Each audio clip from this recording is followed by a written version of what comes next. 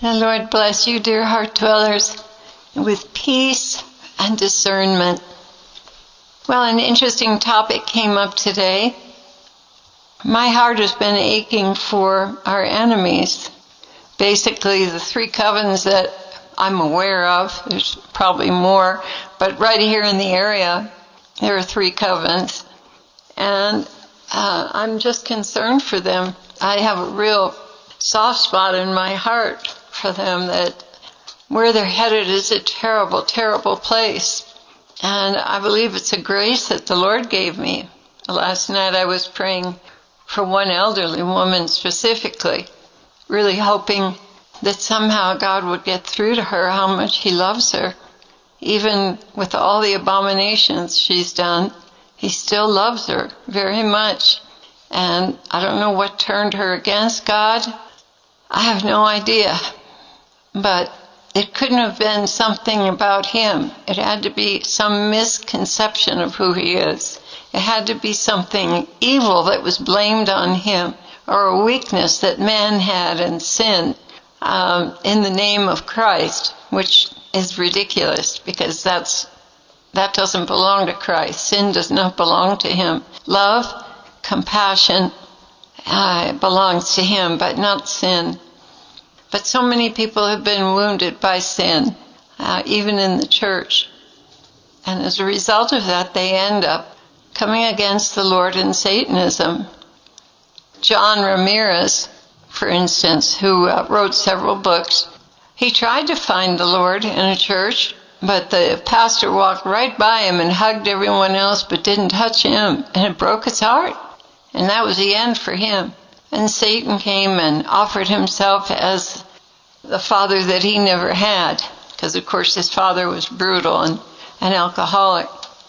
But Satan came along and was compassionate and loving and gentle and promised him things. And we know all of that was fake, because that's not where Satan's at in the long run. All those things, first of all, he doesn't have any kind of life after this earth when the Lord cleanses it. He's going to be in jail forever. So those things are all bogus. But people don't know that, and sometimes they're so embittered by the wrongs done to them under the guise of Christianity that they come right back up against Christianity. But the Lord right now is asking us to love our enemies. He's telling us, love for our enemies, genuine, heartfelt, real love for our enemies, is the sign of a true Christian. And this came through Father Ezekiel today when he was in the Passion. The Lord looked down at him from the cross and told him some things. And He did say that He's calling us to love our enemies, to be a true Christian and to love our enemies. And that other Christians who say they love Him, but they are enemies of the cross because they don't care for their enemies, they don't love them. So I'll go ahead with what notes I've taken down here. The Lord began, "Yes, my love, grace is indeed being distributed to my saints for their enemies. Many say they love me, but have made themselves enemies of the cross. Suffering is a foreign concept to them, even though my life was full of it. Still, they are seeking their ease and prosperity. Western culture has replaced the culture of the cross. Now life is all about who can accumulate the most power and money, who can be acclaimed as the most beautiful, who can live in the greatest luxury with garages full of sports cars, while their ancestors in countries around the world suffer stifling poverty. The cross means nothing to the contemporary Western church that sees itself as the harbinger of wealth and prosperity. This is another reason for this war." This is still Jesus speaking. "Doctrine has been turned upside down and lies prevail. This is why the church is an easy target for the Antichrist. All have drawn together, despising poverty and lusting after worldly goods. Well, they are about to see how far this twisted concept of holiness takes them.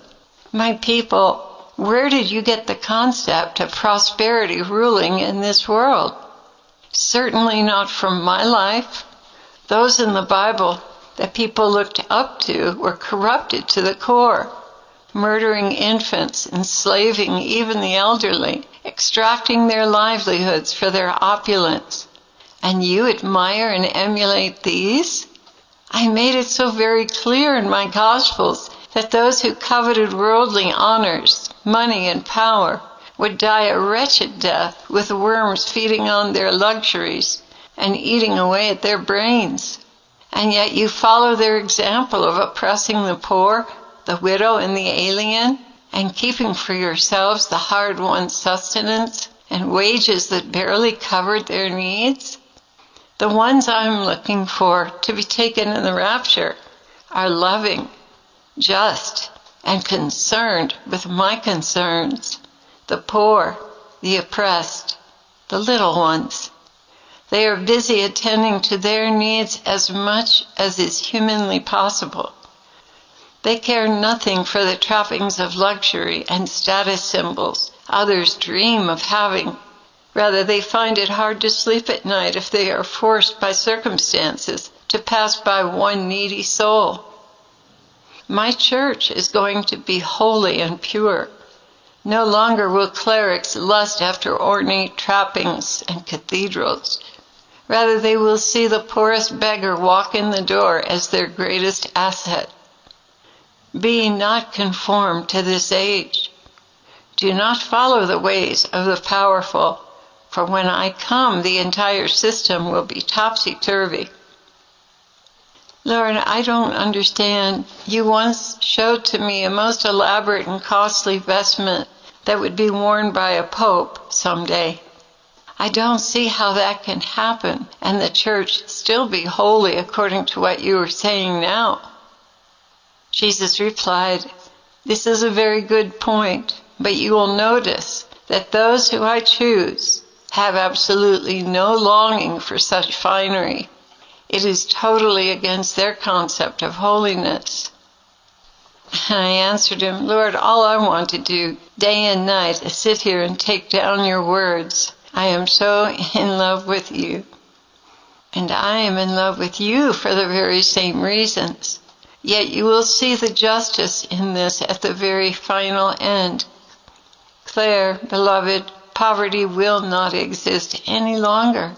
All will be gloriously provided for, satisfied and happy with what they have and even with what they don't have. Then you will understand, because there will be no such thing as poverty or lack." "Oh Lord, that is truly glorious." "Yes, it is," he answered. "An end to striving, and delirious joy and sufficiency with an eye to scorning luxury. You cannot even imagine it now, but justice will be so very abundant, it will overtake many with indescribable joy. My dearest, you cannot see or imagine now how much the world has suffered from greedy men and women who mercilessly stole from the poor, leaving them impoverished to the point of starving their children. Lord, I wish I could speak to those working for the beast system, those who have bought into the lies and see it as their final solution. And here I was thinking of a man who was standing by our telephone pole, putting in some kind of apparatus behind our house. I looked at the man. He didn't look like a electrical worker. He looked more like an FBI agent or something. Did not look like an electrical worker. And I just had the very strongest feeling that they were listening in on what goes on in our house, which is fine. I'm hoping maybe it'll draw them to the Lord. We don't have guns, and we don't condone violence or anything like that, so who knows why he was there. But I wish I could speak to them. I wish I could speak to those working for the beast system, bought into lies. Yes, these are the ones, Jesus said, listening in tapping phones, collecting emails and conversations that will someday be used to condemn the innocent. There are two incentives they are trapped in. One is to succeed in the world, and the other is to be on the winning team. They have not stopped to consider injustices practiced against the rights of men and women, to justify a totalitarian government which has never worked, nor will it ever work. Men and women long for freedom, and no one will ever succeed in taking their free will, which I will not even transgress. Oh, dear children of this world, please look beyond your need for acceptance and success and examine how these governments end. They always exploit the common man and take more than they give, setting themselves up to siphon off the cream and leave the dregs for others. God does not do that. He rewards those who are honest and truly looks after the cares of the needy. He is calling out to you, young ones, in your early 30s, working for the elite. He's calling out, asking you to go deeper and see where this oppressive totalitarian government leads to, time after time after time. It always goes askew. It always preaches sufficiency for everyone. But look at the fruits of every kingdom that's been built on it. It's abject poverty. Cuba right now is an absolute total wreck because people don't bother to come and fix different things in their houses because the government won't pay for it. And you can't get permission. There's so much red tape, you could circle the world with it. They always exploit the common man and take more than they give. God does not do that. He rewards those who are honest and truly looks after the cares of the needy. He is calling out to you, young ones, working for the elite. He is calling out and asking you to go deeper and see where this oppressive totalitarian government leads to, time after time, century after century, kingdom after kingdom. Oh, please use your freedom while you still have it to go deeper and seek true justice. And that was the end of the Lord's message. That last paragraph was me, not him.